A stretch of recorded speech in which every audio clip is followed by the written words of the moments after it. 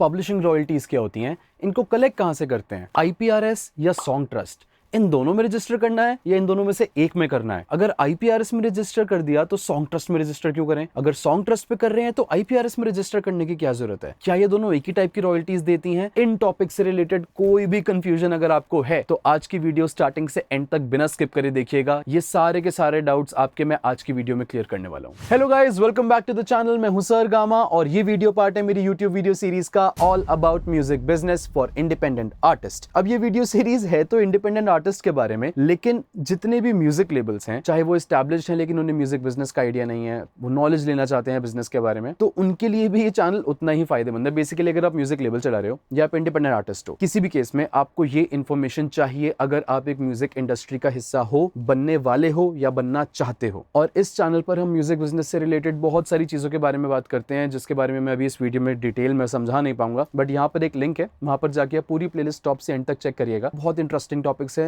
For someone in music industry. तो अब हम चलते हैं। अगर आप नए हो इस चैनल पे तो मैं अपना इंट्रोडक्शन दे देता हूं। मैं हूं sir gamma, a music producer, audio engineer and artist and a music business coach, और ये सारी चीजें मैं इस चैनल पर और पर्सनली भी सिखाता हूं। Details in the description. Okay, तो अब आते हैं कि आईपीआरएस और सॉन्ग ट्रस्ट, ये दोनों सोसाइटीज है क्या, करती क्या है, किस टाइप की रॉयल्टीज देती हैं, इनसे हमें बेनिफिट क्या होता है। पहली चीज, आईपीआरएस और सॉन्ग ट्रस्ट दोनों सिमिलर टाइप की रॉयल्टीज कलेक्ट करती हैं फॉर यू, जो है पब्लिशिंग रॉयल्टीज। सॉन्ग राइटर्स के लिए, सॉन्ग राइटर्स आपके लिरिसिस्ट और कंपोजर्स होते हैं, और पब्लिशर्स के लिए, पब्लिशर्स वो होते हैं जिनके पास सॉन्ग्स के लिरिक्स और कॉम्पोजिशन का कॉपीराइट है। तो ये दोनों अलग अलग चीजें हैं, पहले इसी चीज को ठीक से समझते हैं। लेकिन मैंने गाना किसी लेबल के लिए उनको लिख के दिया है और अपने राइट्स वेव ऑफ कर दिए उनको, चाहे क्रेडिट्स में मेरा नाम लाइफ टाइम आ रहा है, लेकिन क्या मैं उन लिरिक्स का कॉपीराइट ओनर हूं, यस या no? The answer is no, क्योंकि मैंने वो काम किया तब तक मेरे पास कॉपीराइट था, बट मैंने ऑन पेपर एनओसी और एग्रीमेंट करके किसी म्यूजिक लेबल या किसी थर्ड पार्टी को वो राइट्स असाइन कर दिए, गिवन दैट कि मेरा नाम लाइफ टाइम आप लिखोगे क्रेडिट्स में कि भाई ये इसके थ्रू लिखा गया है गाना, इसने ये गाना लिखा है, लेकिन उन लिरिक्स के साथ करना क्या है वो अब वो लेबल या थर्ड पार्टी डिसाइड करेगी। अब वो मेरी ज्यूरिसडिक्शन नहीं है, क्योंकि मैंने अपने राइट्स उनको ट्रांसफर कर दिए। तो जिनके पास उस लिरिक्स और कॉम्पोजिशन का कॉपीराइट है या राइट्स हैं, उनको बोलते हैं पब्लिशर्स, और जिन्होंने ये लिखा है, जो आर्टिस्ट है, उनको बोलते हैं लिरिसिस्ट या कंपोजर्स, डिपेंडिंग ऑन उन्होंने क्या क्या काम किया,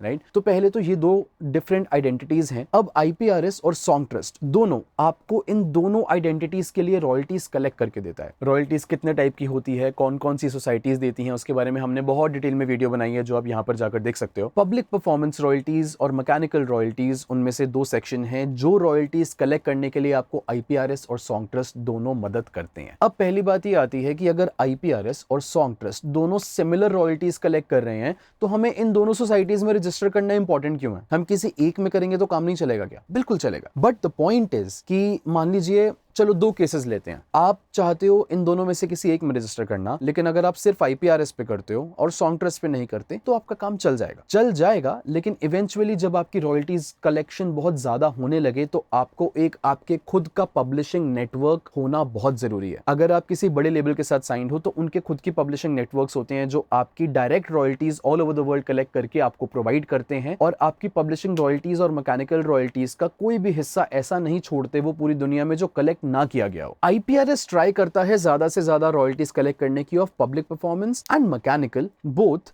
लेकिन वो direct association all over the world her PRO से नहीं रखते हैं। वो एक पब्लिशिंग नेटवर्क नहीं है, वो एक परफॉर्मेंस राइट्स ऑर्गेनाइजेशन या फिर एक एमसीओ, मैकेनिकल कलेक्टिव ऑर्गेनाइजेशन है। तो अब ये दो डिफरेंट चीजें हैं कि एक पीआरओ या एमसीओ के साथ एसोसिएटेड होना और एक अपना खुद का पब्लिशिंग नेटवर्क डिफाइन करना, जो directly all over the world आपकी मैक्सिमम रॉयल्टीज जितनी हो सकती हैं वो कलेक्ट करके आपको प्रोवाइड कर रहे हैं। अब ये काम करता है सॉन्ग ट्रस्ट। अगर आप आईपीआरएस पे रजिस्टर कर रहे हो, सॉन्ग ट्रस्ट पे नहीं कर रहे, आपका काम चल जाएगा, लेकिन इवेंचुअली जब आपका रेवेन्यू बढ़ता जा रहा है, पब्लिशिंग रॉयल्टी ज्यादा आती जा रही है, आपकी पब्लिक परफॉर्मेंस रॉयल्टी ज्यादा आ रही है, तो देयर इज अ शेयर जो आप नहीं कलेक्ट कर पा रहे हो, वो कहीं ना कहीं छूट रहा है कलेक्शन में, और सॉन्ग ट्रस्ट आपको वो शेयर कलेक्ट करने में हेल्प करता है इन द इनिशियल स्टेजेस। क्योंकि देखिए, सॉन्ग ट्रस्ट की रजिस्ट्रेशन फीस भी $100 है, और आईपीआरएस में और सॉन्ग ट्रस्ट में रजिस्टर कैसे करना है उसके ऊपर बहुत डिटेल में वीडियोस है, इस चैनल पे आपको मिल जाएंगी। जिन जिन वीडियोस के बारे में मैं आपको बताता जा रहा हूँ, या तो वो यहाँ मिलेंगी जाएगी। अगर यहाँ पर वीडियोस पिन करने का ऑप्शन खत्म हो गया, वीडियोस के ज्यादा हो गए नंबर्स, तो आप मेरी म्यूजिक बिजनेस प्लेलिस्ट में जाके कोई भी वीडियो सर्च करके डिटेल में देख सकते हैं। सॉन्ग की रजिस्ट्रेशन फीस जो है दैट इज $100 और करीब आपको 8,500 या 9,000 रुपए पड़ता है इन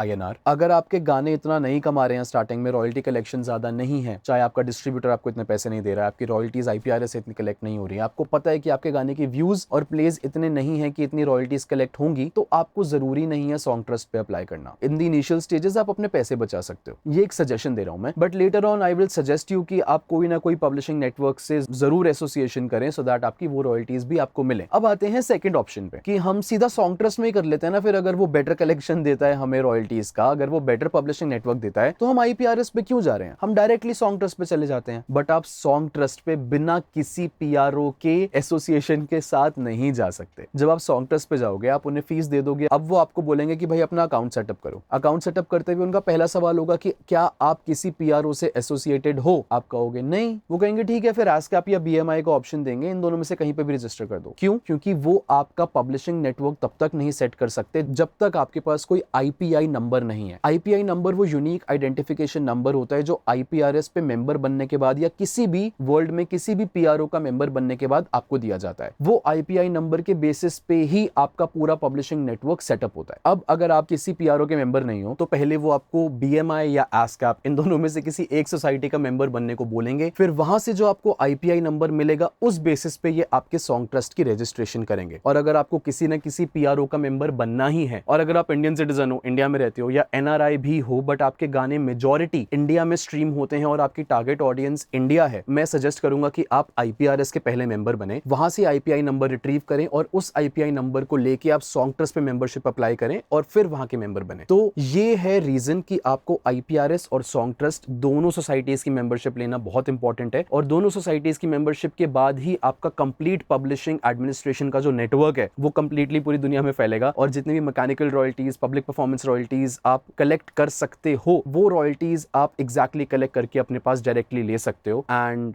ये one of the most beneficial way है फॉर इंडिपेंडेंट आर्टिस्ट और इंडिपेंडेंट म्यूजिक लेबल्स के लिए भी, जो नई म्यूजिक लेबल्स खुल रहे हैं, जिन्होंने अभी तक अपना पब्लिशिंग नेटवर्क सेटअप नहीं किया है, बिना ज्यादा पैसा लगाए, बिना अपना पब्लिशिंग सेटअप खोले, जिसके अंदर बहुत सारी कॉम्प्लिकेशंस होती हैं, you need a lot of contacts, बहुत सारी नेटवर्किंग होती है, और आपको एक प्रॉपर टीम और प्रॉपर वेबसाइट और बैक एंड फ्रंट एंड पूरा डिजाइन करके आपको उसके बाद पब्लिशिंग नेटवर्क मिलता है। वो सेम चीज आप सॉन्ग ट्रस्ट के थ्रू बहुत सस्ते में अच्छे से सेटअप कर सकते हो इन द इनिशियल स्टेजेस। ऐसी ही म्यूजिक बिजनेस की बहुत सारी चीजें मैं इस चैनल पे सिखाता हूं, और अगर आप ये सब चीजें मुझसे पर्सनली सीखना चाहते हो, म्यूजिक बिजनेस के तरीके, रॉयल्टी क्लेम करने का तरीका, एग्जैक्टली गाना बनने के बाद म्यूजिक बिजनेस में क्या क्या करना होता है ताकि आप करेक्टली अपने गाने को release, register, royalty claim, copyright, ये सारी चीजें ठीक से कर सको, उसके लिए मैंने कंसल्टेशन भी स्टार्ट करी है। तो there is a parallel firm जिसका नाम है सर गामा कंसल्टेंसी, उसका कॉन्टैक्ट नंबर अभी आपको यहाँ स्क्रीन पर दिख जाएगा और नीचे डिस्क्रिप्शन में भी आपको डिटेल्स मिल जाएंगी। आप हमसे कॉन्टैक्ट करके चाहो तो ये सारी चीजें आप हमसे करवा सकते हो एक छोटी सी सर्विस फीस देके, और आप अपना पूरा ध्यान सिर्फ क्रिएटिव आर्ट्स में गाना बनाने पर, मिक्सिंग और मास्टरिंग पर दे सकते हो। और अगर आप म्यूजिक प्रोडक्शन, मिक्सिंग, मास्टरिंग भी कराना चाहते हो तो वो भी आप मुझसे करवा सकते हो। सारी डिटेल्स आपको डिस्क्रिप्शन में मिलेंगी, कॉन्टैक्ट नंबर भी आपको स्क्रीन पर भी, डिस्क्रिप्शन पे, दोनों जगह मिल जाएगा। और अगर आप म्यूजिक बिजनेस, म्यूजिक प्रोडक्शन,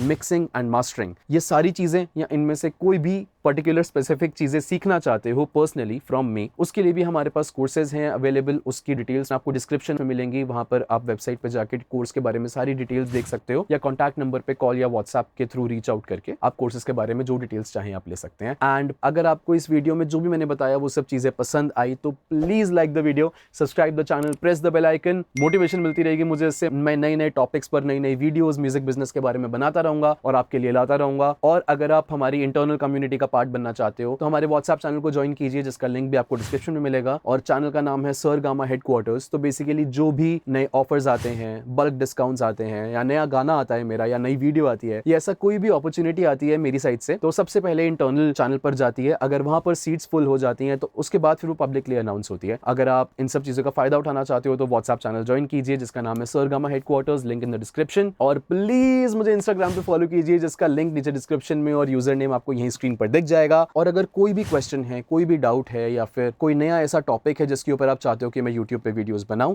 उसको नीचे कमेंट कीजिएगा वीडियो में, और मैं कोशिश करूंगा आपकी हेल्प कर पाऊं। और ज्यादा से ज्यादा मैं ट्राई करता हूं हमेशा कि कमेंट्स का रिप्लाई करके आप लोग के प्रॉब्लम का सोल्यूशन मैं दे पाऊं, लेकिन कमेंट्स कभी कभी ज्यादा होने की वजह से सारे कमेंट को हम लोग रिप्लाई करके क्वेरी सॉल्व नहीं कर पाते। लेकिन जितने भी हमारे चैनल के मेंबर्स हैं उनको हम कोशिश करते हैं डेडिकेटेडली सबसे पहले केटर करें, सबसे पहले उनके कमेंट्स का रिप्लाई करें, उसके बाद फिर हम बाकी लोगों का रिप्लाई करते हैं, क्योंकि वो लोग डेडिकेटेड हैं, चैनल के मेंबर बनके वो चैनल को सपोर्ट करते हैं और डेडिकेटेड व्यूअर्स हैं चैनल के। तो अगर आप भी चैनल के मेंबर बनना चाहते हो या मेंबरशिप लेना चाहते हो तो नीचे एक ज्वाइन का बटन दिख रहा होगा आपको, वो क्लिक करके आप चैनल के मेंबर बन सकते हो। उसके अंदर और भी कुछ पर्क्स हैं, वो सारे पर्क्स आपको दिखेंगे जब आप ज्वाइन का बटन दबाएंगे तो। And I guess that's it for today's video. मैं मिलूंगा आपसे नेक्स्ट वीक नई वीडियो, नई इंफॉर्मेशन, नई नॉलेज और नई म्यूजिक बिजनेस की इनसाइट के साथ। Till then take care, bye bye, peace out. और मिलूंगा तब जब आप सब्सक्राइब करोगे।